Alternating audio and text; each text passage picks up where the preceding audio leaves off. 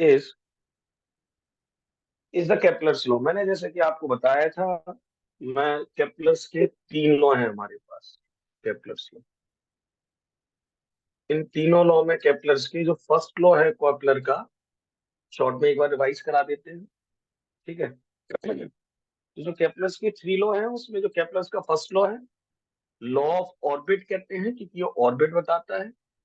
ये हमसे ये कहता है कि कोई सा भी प्लेनेट जो रिवॉल्व करता है around the sun in elliptical path with sun at one of the foci, तो सन को इस वाली फोकाई पे हम मान लेते हैं, और ये प्लेनेट है जो रिवॉल्व कर रहा है around the sun in elliptical path. ठीक है, this is the planet which is revolving around the sun, and this has been the sun at one of the foci, and this has been a elliptical path. This was first law. Second law, law of area, इसका derivation भी करेंगे एक बार फिर से। ये बताता है जब कोई सा भी planet revolving around the sun with sun at one of the foci, तो मान लीजिए, चलो यहाँ मान लेते हैं सन यहाँ पर है, इस फोकाई पर।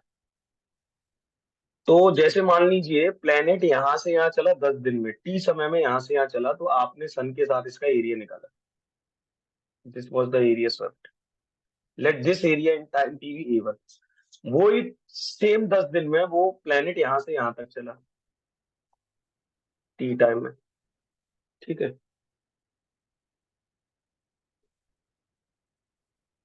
हम्म। तो फिर ये वाला एरिया निकाला। तो ये यही कहता है कि ये दोनों एरिया जो है वो सेम होंगे।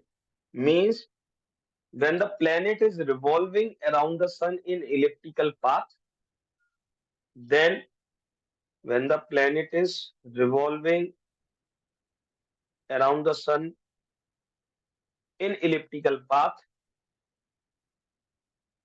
then in equal interval of time the area swept by the planet around the sun is equal समय में इक्वल एरिया स्वेप्ट करेगा।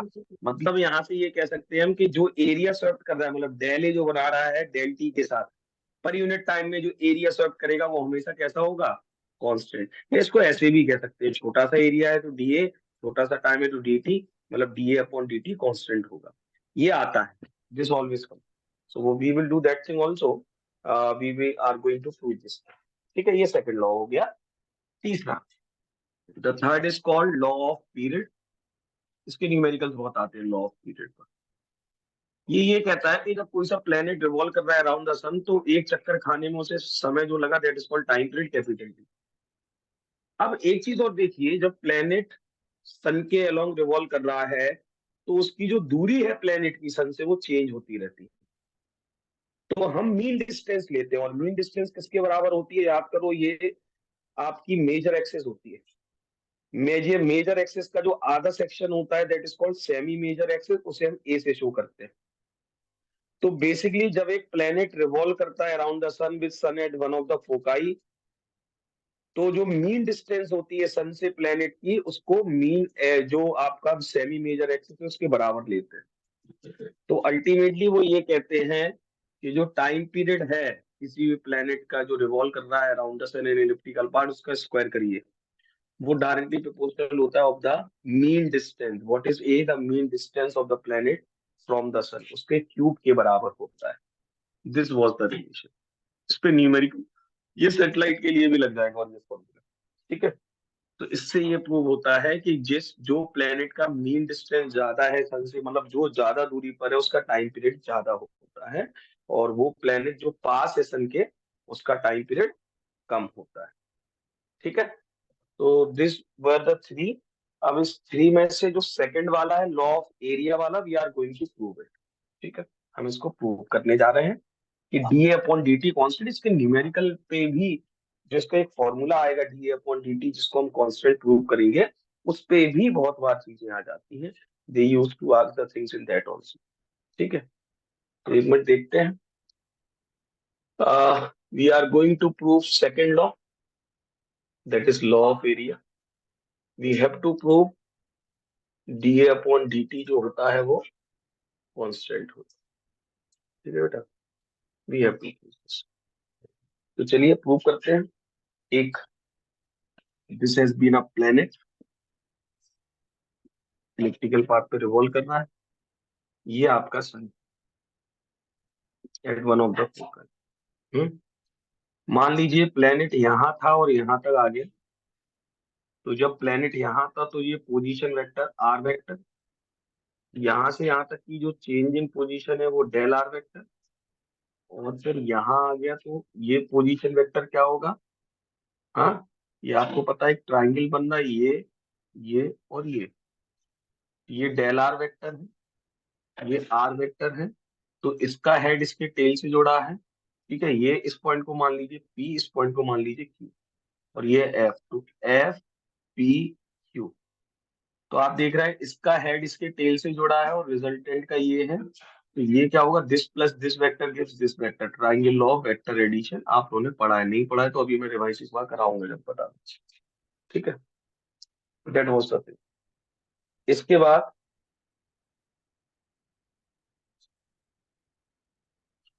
ये था, तो ये हो गया था हमारा R vector plus del R vector, that was the thing.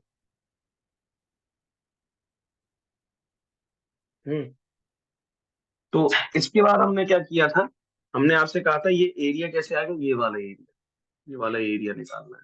तो हमने कहा था थोड़ा सा एरिया इसको डेली वेक्टर मान लिया।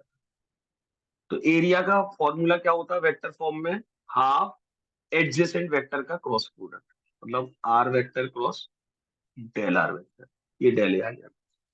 इसके बाद हमने इसमें क्या किया था, हमने इसमें यहाँ से यहाँ तक जाने का जो समय था वो हमने डेल टी मान लिया था।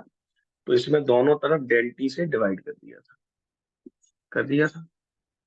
ठीक है बेटा। तो यहाँ पर जो del R upon del T था वो क्या बन गया था, चेंज इन पोजीशन या change in displacement to the change in time, मतलब डी वेक्टर बन गया था। यहाँ जो जिस वेलोसिटी से जा रहा है वो बन गया था।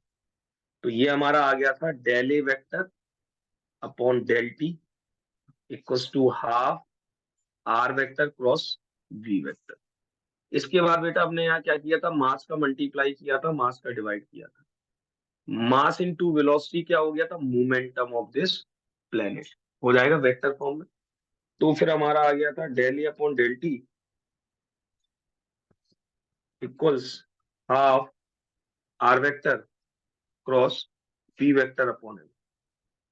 आप याद करिए, आर वेक्टर लीनियर मोमेंटम में रेडियस का मल्टीप्लाई कर देते हैं तो एंगुलर मोमेंटम बन जाता है, मतलब ये R cross P L vector बन जाता है। ठीक है, तो फिर ये del A upon del T आ गया था half L vector upon L, ये आ गया था। आप देख सकते हैं कहीं से भी जब ये प्लेनेट रिवॉल्व कर रहा है तो बाहर से कोई फोर्स नहीं आ रहा है, मतलब बाहर से कोई टॉर्क नहीं आ रहा है, means net external torque acting on this is zero. जब नेट एक्सटर्नल टॉर्क, बाहर से कोई भी टॉर्क नहीं आता है, तो आपको पता है जैसे नेट एक्सटर्नल फोर्स जीरो होता है तो लीनियर मोमेंटम कांस्टेंट रहता है। ऐसे ही नेट एक्सटर्नल टॉर्क, बाहर से कोई टॉर्क नहीं लग रहा है क्योंकि अपने आप घूम रहा है प्लेनेट अराउंड द सन। तो नेट एक्सटर्नल टॉर्क जब जीरो होता है तो एंगुलर मोमेंटम कांस्टेंट होता है। तो ये भी कांस्टेंट है, ये भी कांस्टेंट है, मतलब ये ओवरऑल वैल्यू क्या आ गई बेटा, ये कांस्टेंट आ गई। तो हमने यहाँ से प्रूव, ये वेक्टर फॉर्म चल रहा था सॉरी, तो वेक्टर ही लगाते रहिएगा। तो ये हमारा प्रूव हो गया half L vector upon N. This is the formula for your, कभी कभी इस पे न्यूमेरिकल भी आता है वो, और आज हम करेंगे कि कैसे ये इसमें ये चीजें पूछ लेते हैं कि इसमें ये क्या चीज है। ठीक है, चाहे आप तो इन 2 minutes time you could do this.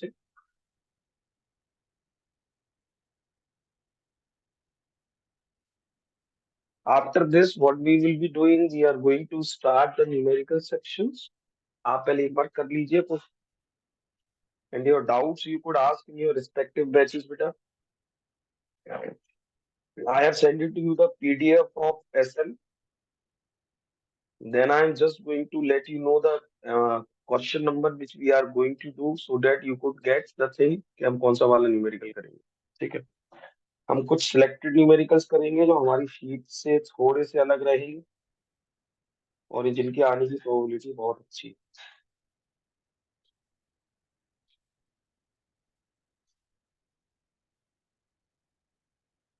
ठीक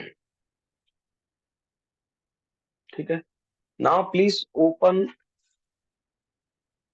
the question number, page number निकालिए पीडीएफ का, page number 7, sorry page number 8 निकालिए पीडीएफ का। The example number 5 we are going to do.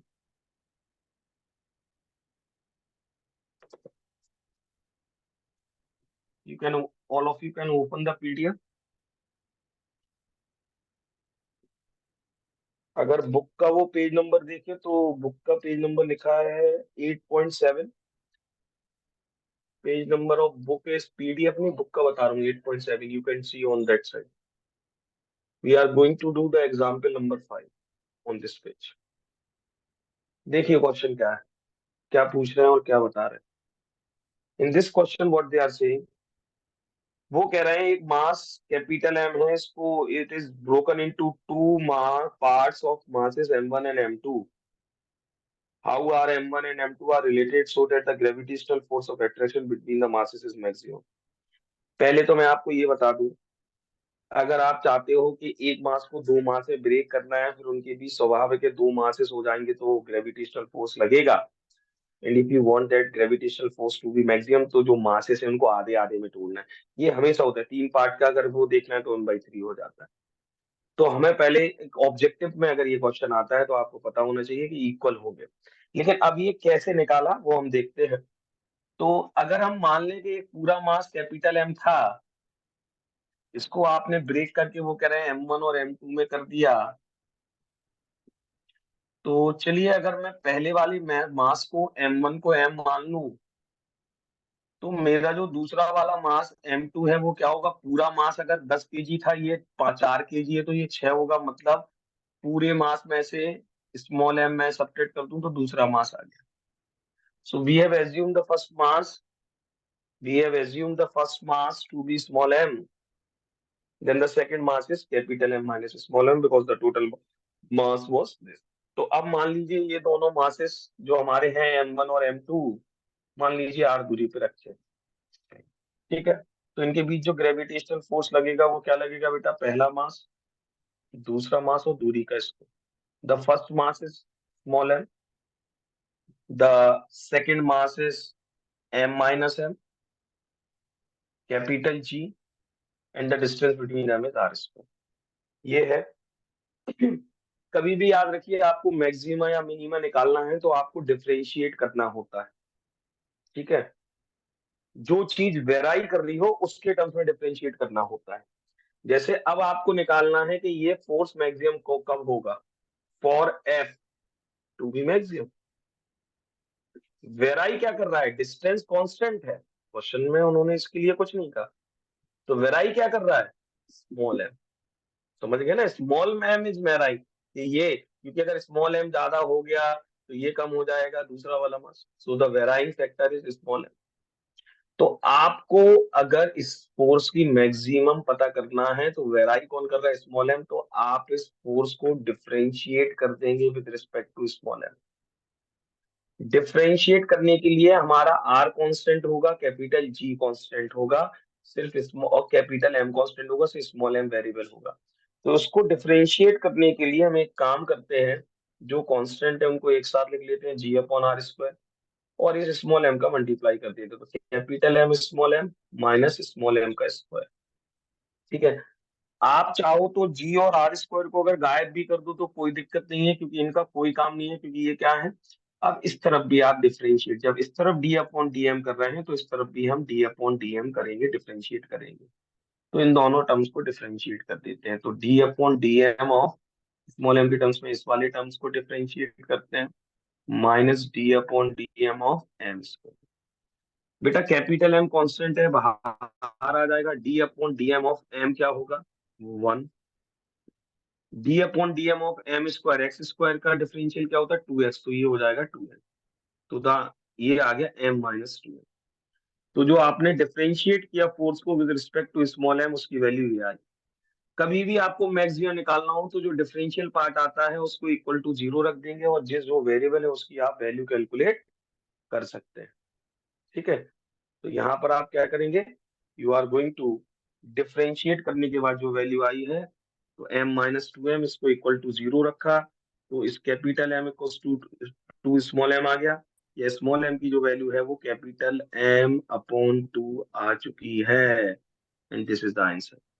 मतलब अगर पहला वाला मास आपका m/2 है, देखो यही है ना, स्मॉल m कितना होना चाहिए, m/2, तो दूसरा माइला m-m/2 कितना होगा, ये भी m/2 इक्वल है कि नहीं है।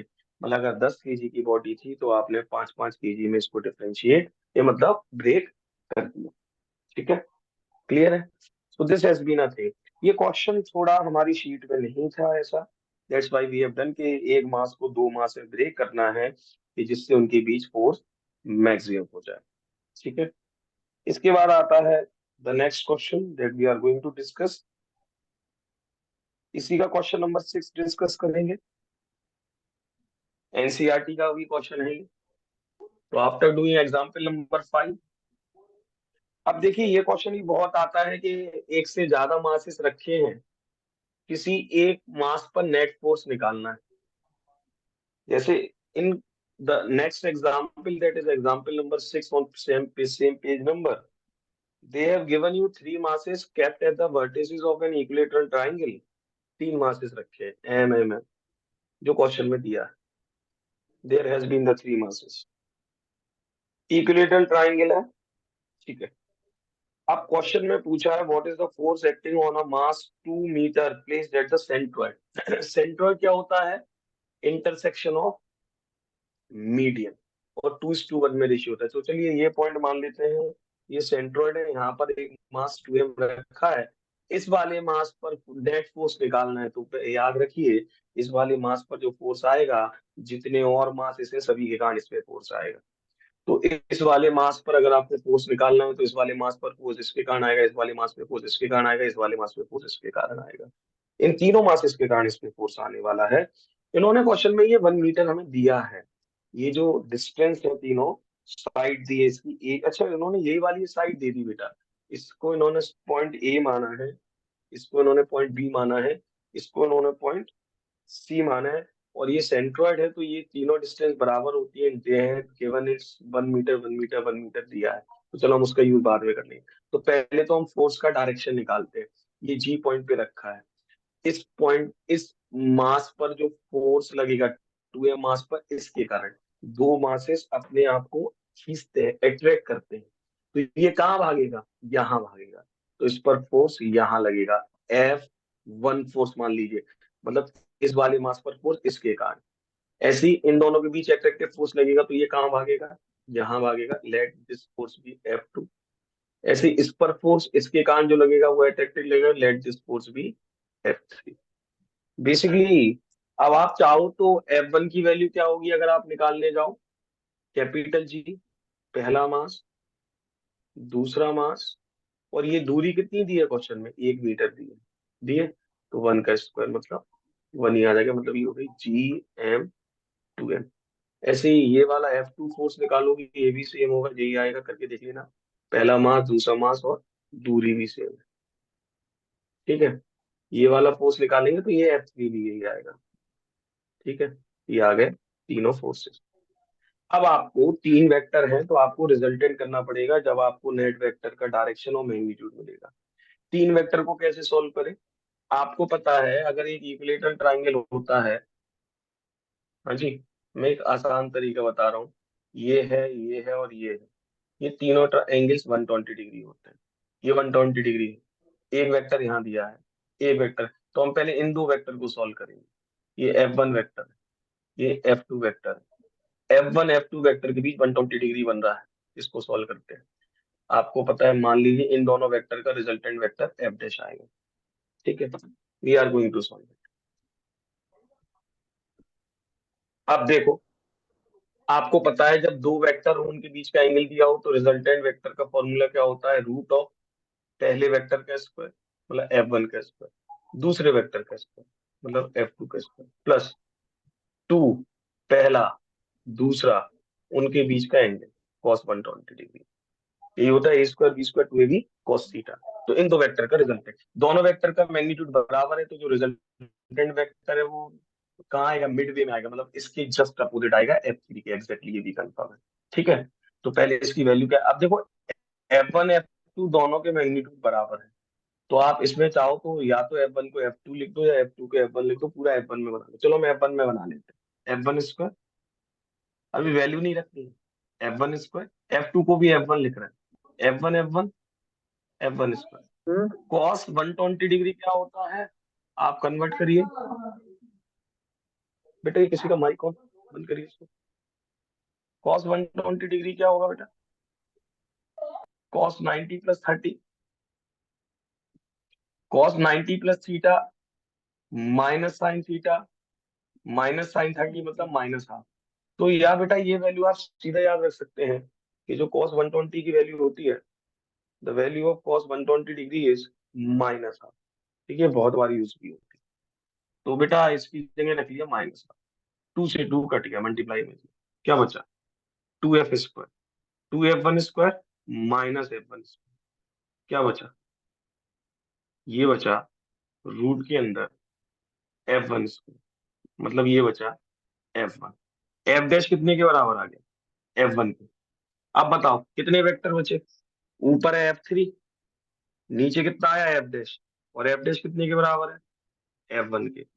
जब दो वेक्टर अपोजिट डायरेक्शन में होते हैं तो रिजल्टेंट क्या होता है, बड़े में से छोटे को सब्ट्रैक्ट कर दो, तो नेट फोर्स क्या आएगा बोलो, F3 - F1।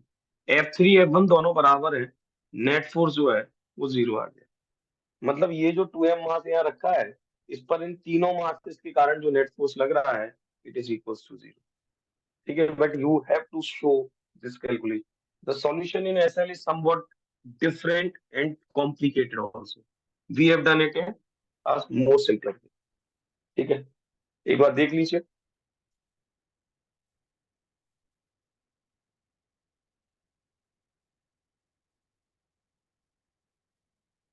इसका सेकंड पार्ट फिर आप खुद कर देंगे, कोशिश करेंगे सेम मेथड से, फिर नेट फोर्स वहां 0 नहीं हो।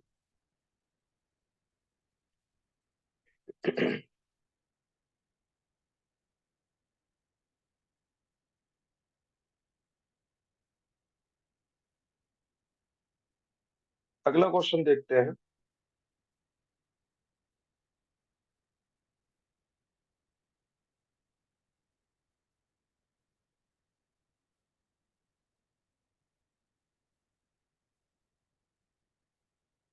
हाँ बेटा, पेज नंबर, बुक का पेज है 8.10, the page number is 8.10 and the example number 7 we have to do. ठीक है, वैसे तो आसान है, थोड़ा सा बेसिक बता देते हैं तो फिर करते हैं।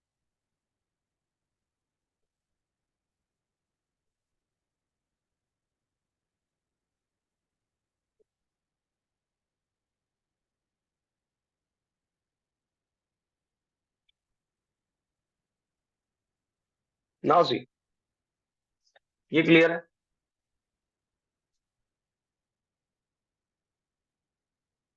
You have to practise all these concept which we are doing बेटा, ये आएंगे।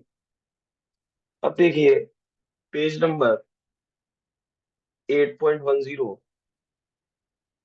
क्वेश्चन नंबर क्वेश्चन नंबर 9 से डिस्कस कर लेते हैं, इसका एग्जाम्पल नंबर 9, ये थोड़ा ठीक है। देखिए स्मॉल जी के हमने दो तीन फॉर्मूले पढ़े थे, जैसे जिस भी प्लेनेट का स्मॉल जी निकालना है, एक्सेलरेशन उसका निकालना है, कैपिटल जी उस प्लेनेट का मास और उस प्लेनेट का रेडियस का स्क्वायर, एक तो ये फॉर्मूला था। लेकिन कभी कभी ये क्वेश्चंस में क्या करेंगे, ये कभी कभी ये क्वेश्चंस में क्या करेंगे बेटा, ये मास नहीं देंगे, डेंसिटी या वो दे देंगे। तो आप याद करो एक और फॉर्मूला हमने ड्राइव किया था, मास की जगह हम क्या लिख सकते हैं, वॉल्यूम इंटू डेंसिटी। वॉल्यूम मतलब 4/3 πr³ इंटू डेंसिटी रो, और अपॉन आर स्क्वायर है। तो आर स्क्वायर से ये कट जाएगा, एक आर बचा रह जाएगा, तो वो ये 4/3 कैपिटल जी पाई आर रो, ये आ जाएगा फॉर्मूला। ठीक, this will be the formula. तो डेंसिटी के टर्म्स में ये फॉर्मूला होता है, और मुझे लगता है एग्जाम्पल नंबर 9 में यही है the acceleration due to gravity on the moon surfaces. Gravity on moon दे दी बेटा, ये जी की वैल्यू ऑन मून दी है 1.67 दी है।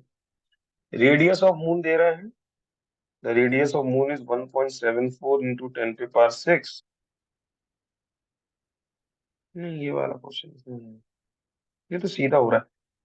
एग्जाम्पल नंबर 8 का, 8 वाले में होगा ऐसा। एग्जाम्पल 8 देखो जिसमें ये लग रहा है। Example 8, if the earth were made of laid off related density, वो कह रहे हैं जो हमारा अर्थ है अगर वो लेड का बना हुआ है और लेड की रिलेटेड डेंसिटी दी दी।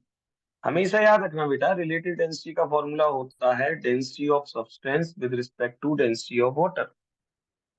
और एक चीज जो आपको याद रखनी है कि जो डेंसिटी ऑफ वाटर है वो उसकी वैल्यू फिक्स्ड होती है 10⁻³ किलोग्राम पर मीटर क्यूब। अगर ग्राम पर सेंटीमीटर क्यूब में कहें तो 1 ग्राम पर सेंटीमीटर क्यूब।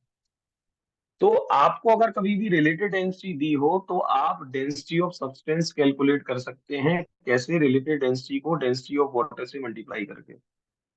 तो लेड की आपको रिलेटेड डेंसिटी दी है तो डेंसिटी ऑफ उसकी लेड आपके पास आ जाएगी।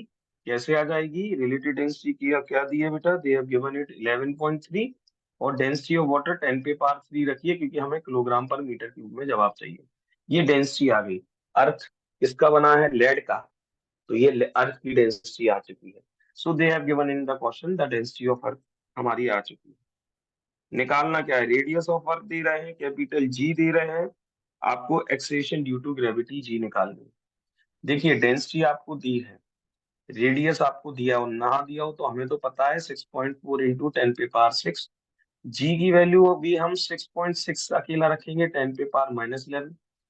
पाई आपको पता है 4.3 पता है, आप जी निकाल लेंगे। वैसे तो हमें जी पता है तो आप सिर्फ वैल्यू रखेंगे और आप सीधा आंसर इसका 9.8 मीटर पर सेकंड इस पर लिख देंगे क्योंकि हमें पहले से पता है the acceleration on the surface of earth is 9.8 metre per second square. ठीक है, तो अगर डेंसिटी के टर्म्स में ये आ जाता है तो you should know how to solve it. ठीक है, अगला देखते हैं। This question also arises many times। Page number 8.11, the question number is 13। ये परसेंटेज चेंज का बहुत क्वेश्चन पूछते हैं, मैं आपको इसको ट्रिक से कराऊंगा। ठीक है, सर क्वेश्चन में ये कह वाले रहे हैं क्वेश्चन का आंसर नहीं आ रहा। यू नहीं, आप कैलकुलेशन करिए यू, ठीक है, लेकिन exactly we know the answer. और हमें जब आंसर पता है तो हम सीधा लिख देंगे क्योंकि यहाँ कैलकुलेशन टफ रहेगी। ठीक है, अच्छा इन्होंने क्या निकाला? जी कुछ और आया। अच्छा क्योंकि हाँ सर डेंसिटी चेंज हो गई, सॉरी सॉरी। हाँ डेंसिटी चेंज हो गई है तो फिर आपको सॉल्व करना पड़ेगा। You have to solve it out.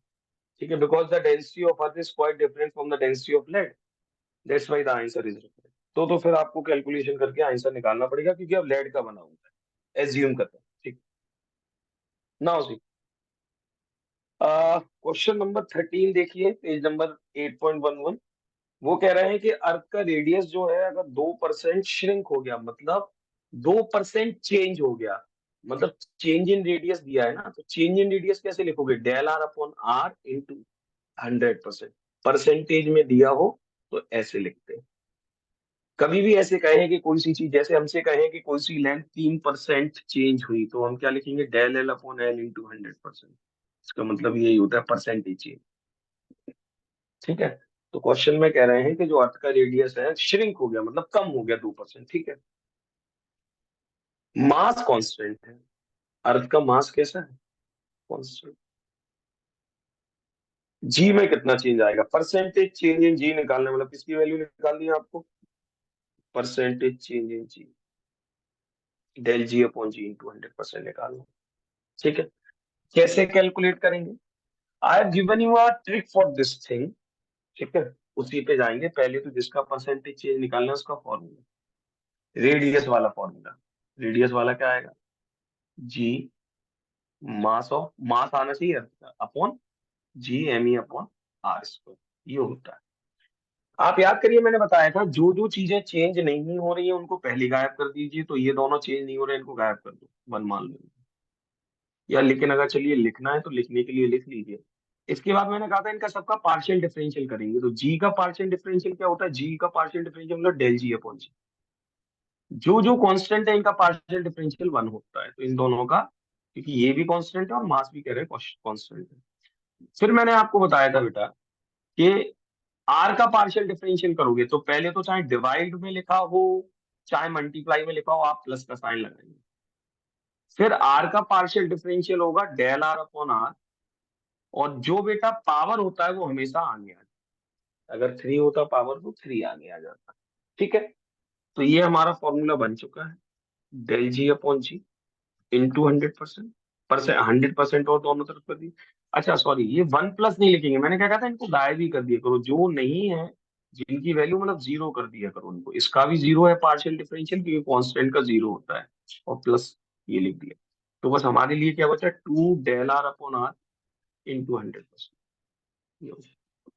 ठीक है, अब देखो आपको क्वेश्चन में ये वैल्यू दी है जो 2%, तो मुझे बताइए कितना होगा, 2 इंटू 2 4% हो गया। अब आपको सर ये बढ़ा के घटा ये कैसे पता चलेगा आंसर में, उसका तरीका यहाँ से आएगा।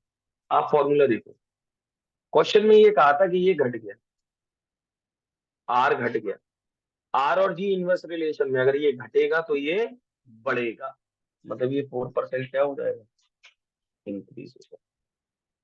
ठीक है, तो this has been a trick, and you are going to do this type of question with this trick only, and you will get the answer. So there has been an increase in the value of G by 4%.